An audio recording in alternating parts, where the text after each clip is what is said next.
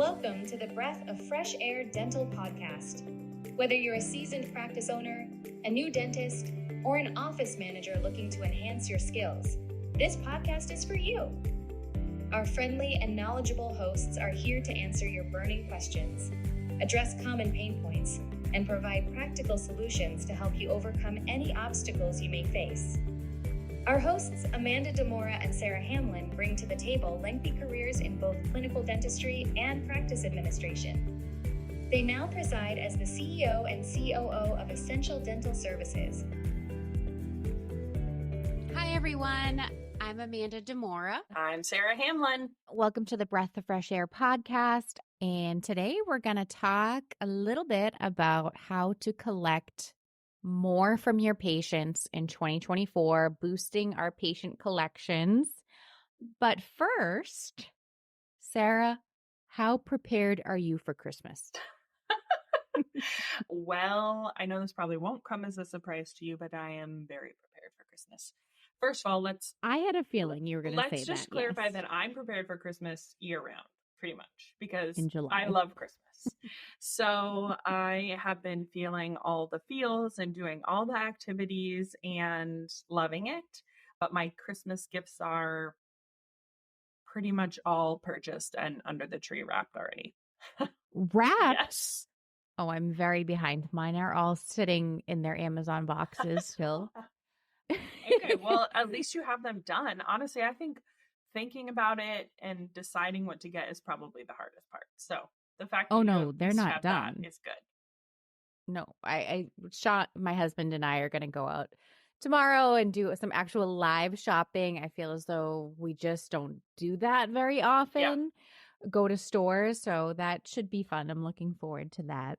So we do live shopping with the kids. We did this last weekend. So we go to Target.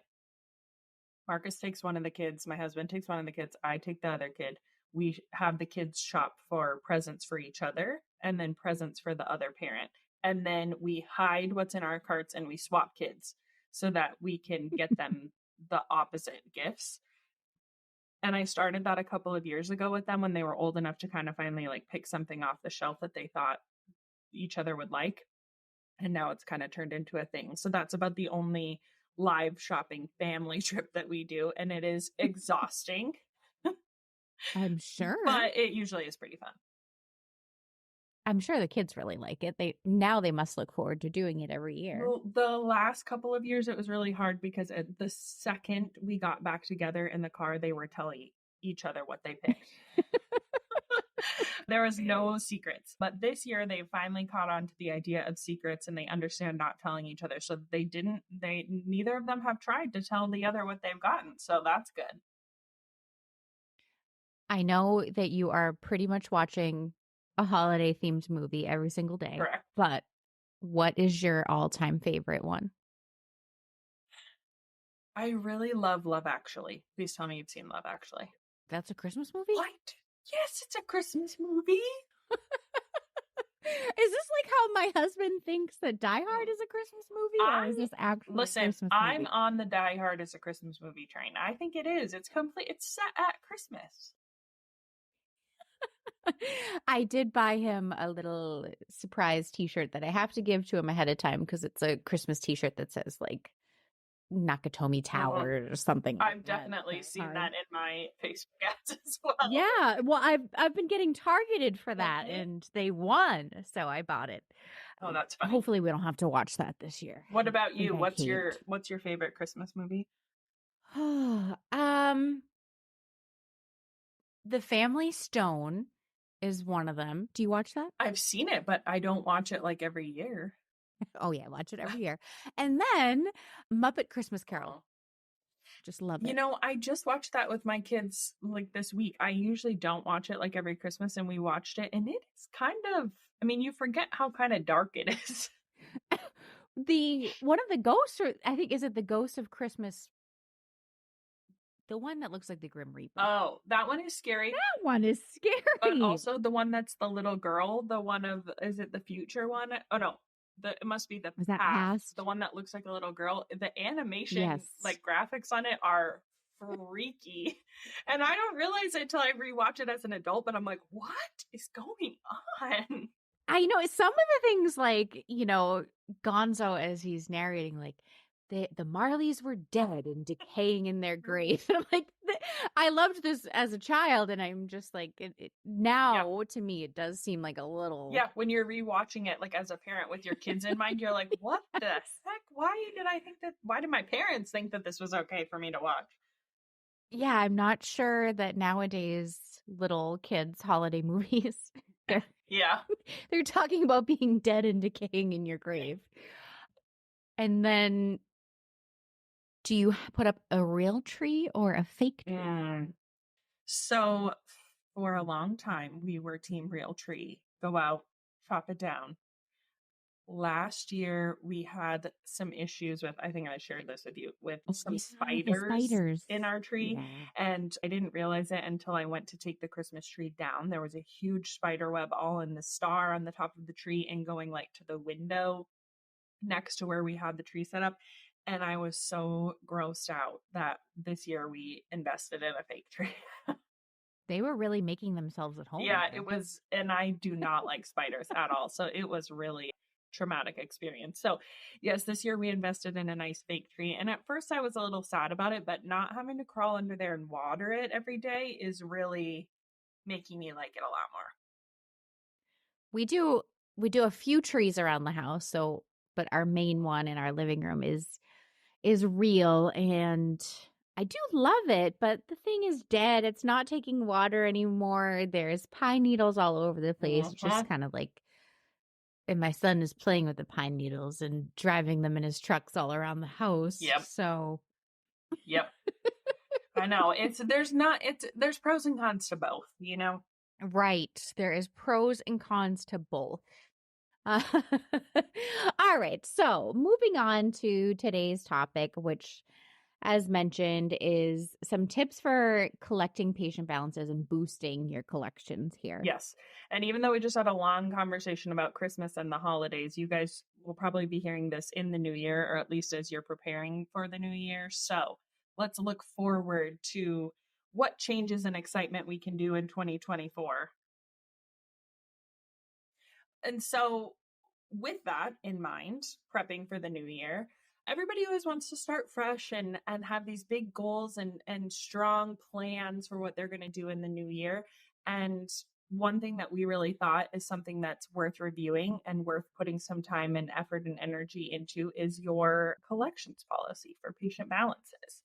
I think that a lot of offices struggle with this, or it can be, maybe they don't struggle with it on a regular basis, but it seems like one of those things where you have one problem patient who causes you issues, and then that just sticks with you. And you can't, and then you feel like, oh, we need to revamp our situation so we don't have to run into this problem again. So taking this time to kind of review your financial policies is great. And as a reminder, you have two financial policies. You're going to have your internal policy that your staff is aware of for, what kind of payments you accept when you're doing in-office payments, what third-party financing companies you work with. Do you do a discount for certain service types? All of those kinds of things. And then you also have your financial policy that is the one that the patients sign. So two different financial policies there, but dusting those off and making sure they're up to date and current with your current policies, procedures, wants, needs, all of that kind of stuff. This is a good time to set that up. Right. And if you are changing it, revamping it a little bit, getting that into your patient's hands, having them read it and sign it for all new appointments coming in the new year. Yes. Again, this is a great time to do that. So the very first tip here, I feel like we might beat this one to death.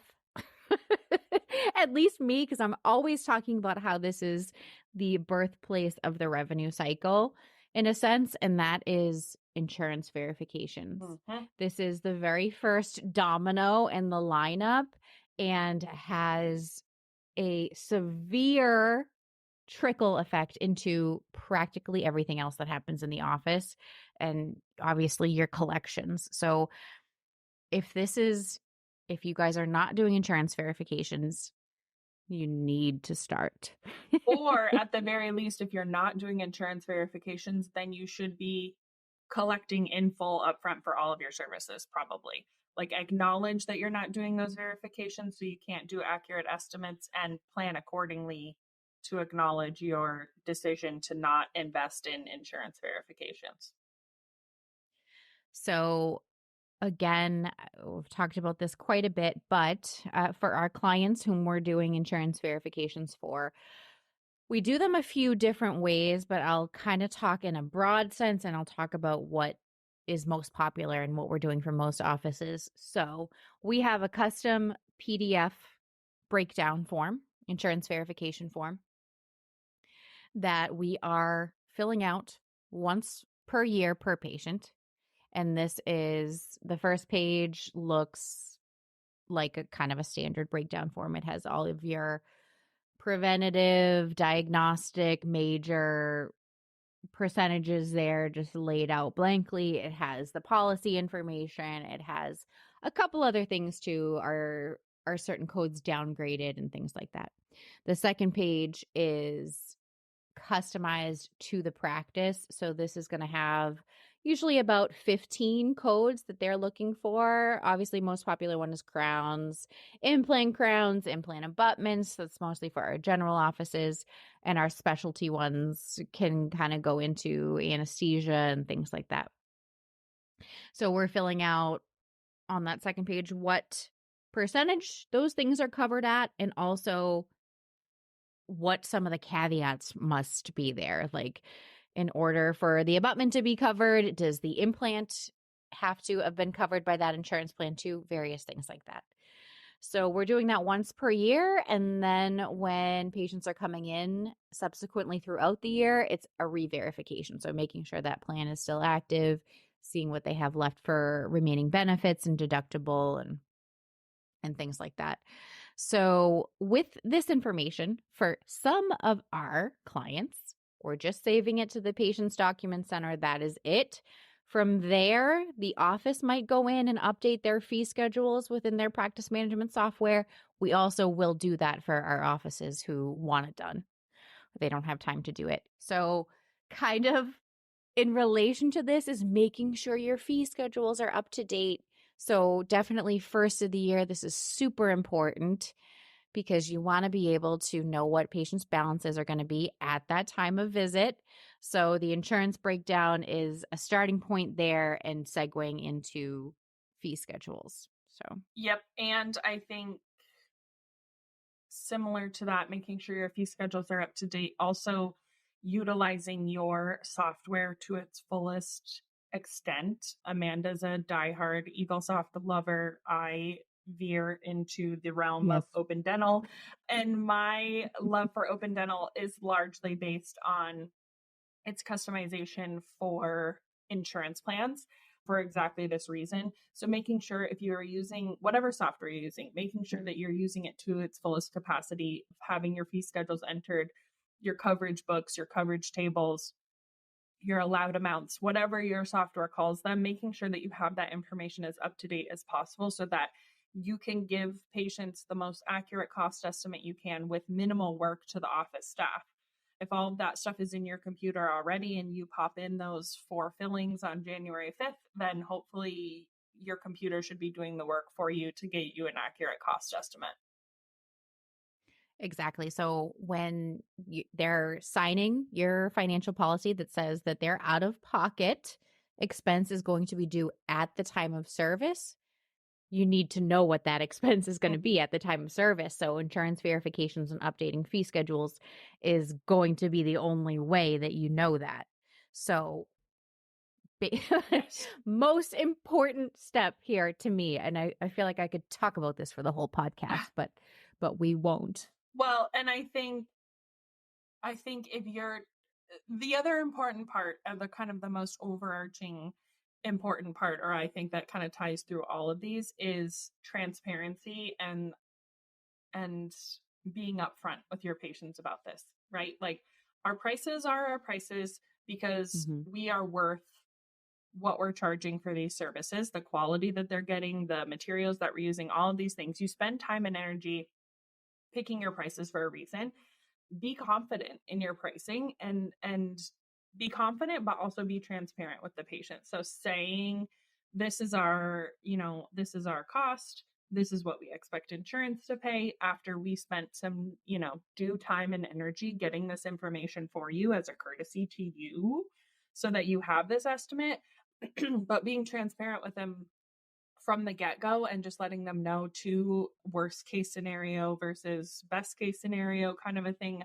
I think that transparency and that upfront conversation, candid conversations with them is really important as you're considering all of these steps. All of the work that you can do on the front end is super important for, the tail end of this revenue cycle to just go smoothly. So in an ideal world, you've done your insurance verification, your fee schedule is up to date, the patient comes in for a filling, you know that they owe $42 right out of pocket. They're going to pay it then. Insurance is going to come in, pay the exact amount you estimated or that's set up in your software, and that's it. And we're going to talk a little bit more a little later on about what happens when that was a little bit off and they're left with a balance. So as moving on to number 2 here, making it easy for your patients to pay with payment methods. So kind of as a rule of thumb, when you're looking at your patient collections for the month or the year, whatever, 40 to 50% of those patient collections, I mean, I would argue sometimes 100%, but 40 to 50% of that patient collections should come from over-the-counter payments. So what does that mean? That means they're live, they're at your front office, and they are paying a portion towards their balance. So that's just a kind of a general rule of thumb. If, that's not 100, because usually offices whom are kind of doing a multi-part procedure like crowns, bridges, implants, if you're not doing same day crowns and things, they usually will extend to their patients the option to pay it in those 2 visits or whatever it might be. So it's not always 100% due at that first impression visit or something. Right. I think my input or what I wanted to share in this regard is that I think it's very easy for us to have assumptions about what our patients want or what our patients need. And if there's one piece of advice that I could give to our listeners, it would be that in my years of customer service, whether that's in like a retail capacity, and then of course transferring into dental, it's that you never want to assume you know anything about the patient and their financial situation or their, health history situation either. But for this episode, you never want to assume that you know anything about their financial situation. And part of that includes assuming how they're going to want to pay. I talk to a lot of offices who say, wow, we don't want to offer online payments because all of our demographic is older people. They all pay by check. And I just say, you don't want to assume that. Like maybe once given the opportunity to pay online, or, you never know who might know how to use a QR code to get to your online payment options. Like, don't assume that just because they're doing it that way, because they've been doing it that way forever, because they assume that's what the office wants, means that that's what they actually would prefer. So keeping your options open, allowing the patient to choose what really works best for them, so you don't pigeonhole them into some kind of payment option that's actually more cumbersome than what you need it to be, because you just never know. So online options to pay by your website, options to send them a direct link to pay with their invoice attached, either that's by text or by email, a QR code on your statements that can take them to an online payment option. Of course, accepting checks if they still really want to pay by check. If you have an opportunity to set up like an ACH transfer situation, that can save the office some money in like credit card processing fees. If the patient is willing to do something like that, bill pay. I mean, you name it, there's a million ways to get money into your office. And the more ways that you accept, the more likely you are to get money faster. Like, reduce those barriers as much as possible. I think 2 of the biggest things are text to pay links.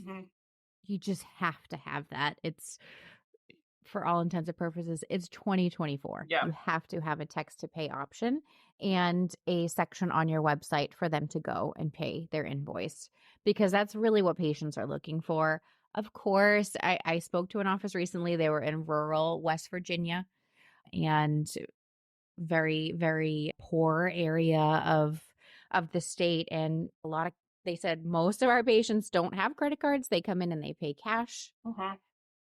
I mean, you still need to have those options for the patients who do want to pay. So Yeah. even if not everyone is using them, you have to have them. So, and for most offices, it doesn't necessarily cost any extra to have that as an option. The office isn't necessarily incurring any extra charge to have a link available. Right. So yeah, consider that it might take a little work on the front end to get it set up, or having to reach out to your marketing company or your IT company or whatever the case may be to get that link in there. But once that work is done, then it's just there and available for use, but not really costing you anything extra. Right. It's costing the office when patients are actually using it and you're paying those merchant services fees. But all right. So next is accurate treatment and financial plans. I'm going to let Sarah talk about this a little bit. So this kind of ties back into what we were talking about earlier, getting your software to work for you, making sure that you're getting as accurate as possible, but also make sure that you are, again, being transparent, being upfront, and covering all your bases here. I think that being extremely consistent, almost to the point of being a little bit rigid with your staff, to say every single patient that leaves here with proposed treatment needs to have a signed treatment plan. We just need to have it on file, proof that we talked with the patient about not only what treatment is recommended for them for health reasons, but also the cost estimate for this treatment. I think it's super important to have your full office fee listed on your treatment plan, regardless of whether you're in network with that patient's insurance or not. And the reason I say that is because if something weird happens, especially with this being first of the year, and there's a change to that patient's insurance plan, or they don't have that plan anymore, now their new plan is out of network, suddenly they're responsible for our full fee, not the in-network fee. Having the full fee on there as a quote unquote worst case scenario, highest case scenario, most expensive case scenario, whatever verbiage you're going to use for that, is super important. I think the patient wants to know, like, okay, if I come in here and all heck breaks loose and my insurance doesn't pay for a single thing and I still need this crown, what's the very most that I will be responsible for? And having that kind of number for them to know what the top of the scale is really important. As long as they're comfortable with that, then anything is going to feel better. Any lower number is going to feel better than that. So having that on your treatment plan, I feel like personally, is very important. Having an accurate estimate, as accurate as you can get it, and always using the word estimate, because even if you have the most accurate insurance breakdown in the entire world, insurance will still find a way to not pay for that, or some caveat that you didn't get on your breakdown, or something weird can happen. So just always using estimate, always making it clear to the patient that insurance has the final determination.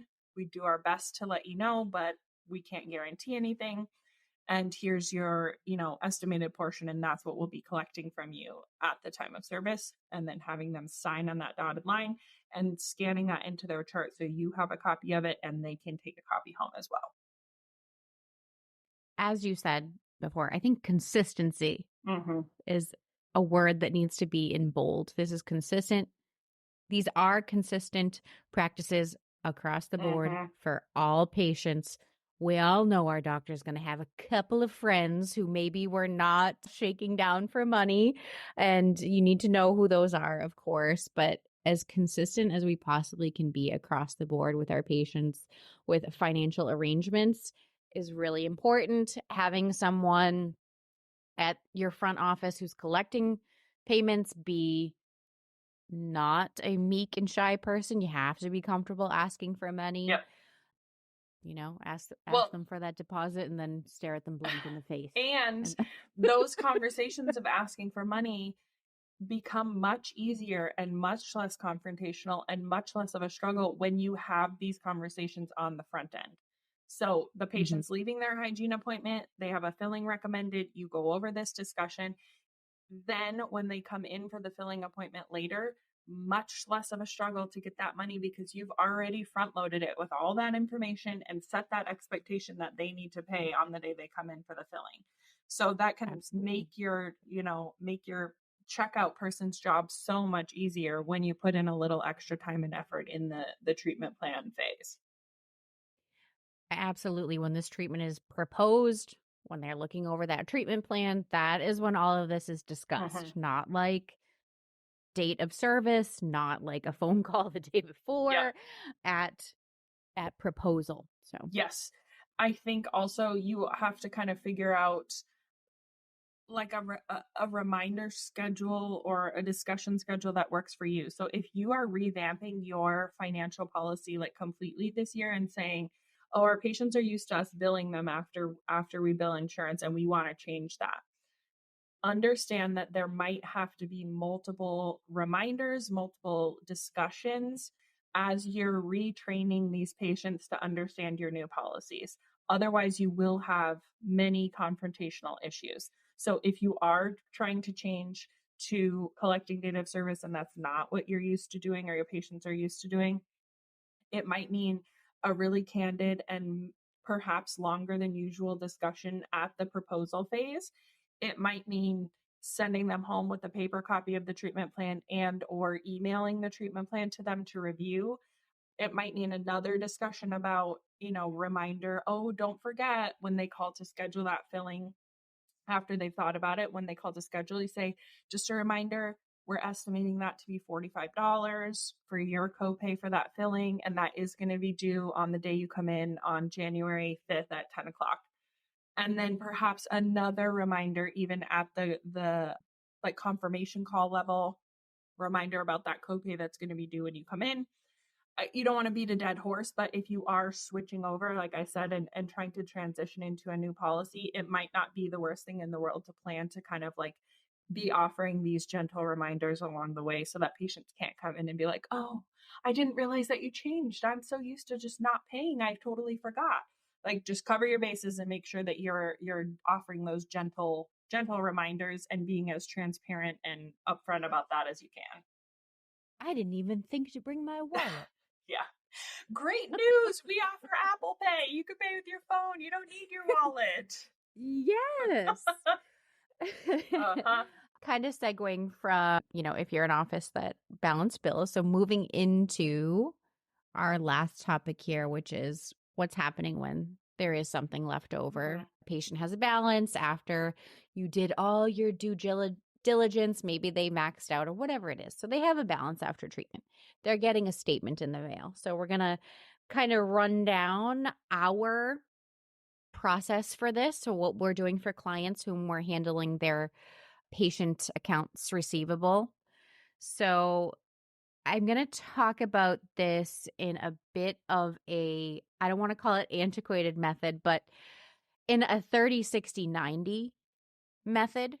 Now, I think a lot of offices are kind of tightening this. They're closing those parameters, that window. So they're doing like a 15, a 30, and a 45. That is totally fine. You just need to decide what works for you, what your office is comfortable with, what your doctors are comfortable with. But for simplicity's sake, I'm going to talk about it a little old school. So immediately you're posting that insurance payment. There's a balance left. That day or that next day, a statement is going out to the patient. So whether you're doing e-statements, whether you're printing and mailing them, that's getting sent out. You can also send this out via text, depending on whatever, payment company you're using. I know Sarah loves Flex. I know Sarah loves Flex Global Payments is not specifically for EagleSoft by any means, but that integrated well with EagleSoft. So that very next day, the patient could get a text to pay link, had a little snippet of their bill there so they could see exactly why they had a balance. So it's very important to me to be sending statements daily. I don't care how small your office is. I don't care if you're seeing 8 patients a day. They need to be going out daily at a minimum. I mean, every day you're open. This is a very easy thing. So my front office was always, they'd literally turn the lights on, start their computers, check the voicemail, run statements, and get them sent out. After that, so what happens when they don't pay? They're 60 days past due. This is kind of when the collections part starts kicking into gear. So we are sending them a custom letter, so printed on office letterhead. Looks like it's obviously coming directly from your office because it is, but for our clients whom we're doing this for, we're mailing it. And I put this on yellow paper. Just a gentle little yellow paper. On that, for our clients whom are set up for this, we have a QR code, pay here, but it's a nicely worded but firm letter that states this account is, 60 days past due. And this letter's going in addition to statements too? Yep. Yes. Okay. Yep. So your statements will still keep going from your software, but this is personalized. They kind of see like, hey, I might be in a little trouble here. And in addition to that, we are making attempts to reach them by text or email. We don't make any phone calls to our clients' patients on their behalf because I firmly believe that phone calls need to come from the office. They need to come from actual employee of your office who represents you. That is just my firm viewpoint there. So we'll make all the attempts on the back end that are electronic, and they, for the patient's purposes, or the patient's perspective, they think that is coming from the office, but we can't really fake it over the phone. So we are keeping a detailed spreadsheet of all these attempts as well. So 60 days past due, they're getting the letter, they're getting outreach via electronic communications, and we're tracking that. And if we spoke to them, if they communicated back, we're kind of writing on the spreadsheet what all these communications were and how they went and whatever. And then 90 days past due, same thing. Another custom letter. This one's on pink paper, a little louder. And the same attempts via text and email to try and collect. After that, if the office would like, we can send one kind of final pre-collections letter. And if they still don't pay after that, we turn that account back over to the office and say, do with this what you will, whether that's kind of just writing off the account, the patient's not allowed to come back, or actually sending it to a collections agency. But keeping all of this in a very organized fashion, like I said, we have a spreadsheet where we're tracking all this. We have that spreadsheet available for purchase on our website. If anyone is interested in that, and multiple other things like our breakdown form and such, everything that's keeping our revenue cycle management team going, we have available for you guys to buy. But keeping this very organized is really important. And it's important for compliancy issues too. I mean, you need to have these attempts documented. Yeah. I think the only other thing I would say too is if you're handling this at the office level, having a really clear schedule or like list or breakdown or something for your office staff to follow. When I was in office, I had a spreadsheet that I think also is going to be available for download on the website of statement schedule is what I called it. So it's like we had determined the day the claim closes, we send out a statement. And then 15 days after the claim closes, we send out a statement by text. And then 30 days after, we send out a paper statement. And then 45 days after, we're making a phone call. Like it's all on a very firm schedule. And that schedule is outlined in a nice Excel spreadsheet with the specific dates. So if it's the first week of the month or the first week of the year, and you're wanting to run a report for everybody who has a balance that's due, that's now 30 days past due, so you know which patients to call. Here's the date range that you need to plug into your computer to pull the patients that are 30 days past due, so you know the list of patients that you need to call for that week. So that is going to be available on our website as well. But having some kind of system like that in place and having it outlined and very clear for your staff is really important. They need to know what's expected of them. And you can't just kind of arbitrarily say, oh, we send a letter here or there or whatever. Like, nope, have it in writing, in black and white, on the paper. They know who to call and when they need to call and what they need to say on that call. And it needs to just be, again, transparency is key here. So transparency for your staff as well as for the patient so that they can make sure that they are following through in the most thorough way possible for you to make sure that you're getting all the money that's due to you. I think sometimes that those past due phone calls, which as practice manager, I always did myself. So setting aside time in your schedule, dedicated time. I don't know. Did you do them, Sarah? Yeah. When you were in office? Mm-hmm. Okay. So like, did you do them like, what was your schedule? Did you do them like twice a month? Thursdays were always my AR Work in days. the AR. Mm-hmm. Yeah. Save it for the end of the week and then get the heck out of there after that. Yeah. So let them all call maybe while we're gone. Yeah. Yeah. Thursday at 4 p.m. That's when I'm making all these calls. So just setting aside time in your calendar to make sure you're actually doing them. Because I do think that the people who are really ignoring texts and statements in the mail and things, possibly a phone call is going to work a little bit better.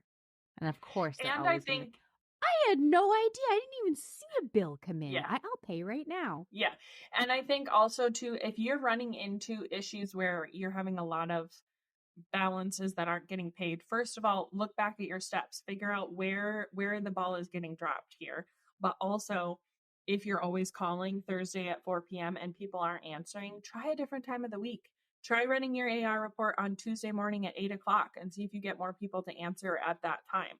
Sometimes you're just picking an inopportune like time of day or day of the week that a lot of people aren't available or they're at work. They're not going to be answering their phone when a random number calls. Like, so, be flexible in that and experiment with some different days and times and see if other things work better. Along that regard, one thing that I noticed that worked really well for us in office is having payment methods that are available during off hours. So that's where these text to pay options or email link that has, a payment option on the invoice directly or website. Because what happens is people get home from the day, they have dinner, they sit down on the couch, they go check their email, they realize the invoice is in there and they want to just take care of it and pay it right then and there. And if you don't have payment options that are available when the patient is ready to pay, you are missing out on some major options for collecting revenue. Because then that patient is going to say, oh, I need to call them tomorrow. Oh, they're only open 7 to 3. Okay, I'll have to try to remember to call between my meetings at 10. No, nobody's going to remember to do that. So remove that barrier and have an option for people to be able to pay during off hours. It's so important. That's what I do. It's after dinner, sitting on the couch. What am I doing? Logging in to pay the water bill. Exactly. Like, so, and sometimes, people are a little, I don't want to say sheepish, but they want to just be able to pay that outstanding balance like under the radar and not call and talk to someone or come in the office or whatever it may be. So very, very important. Yep.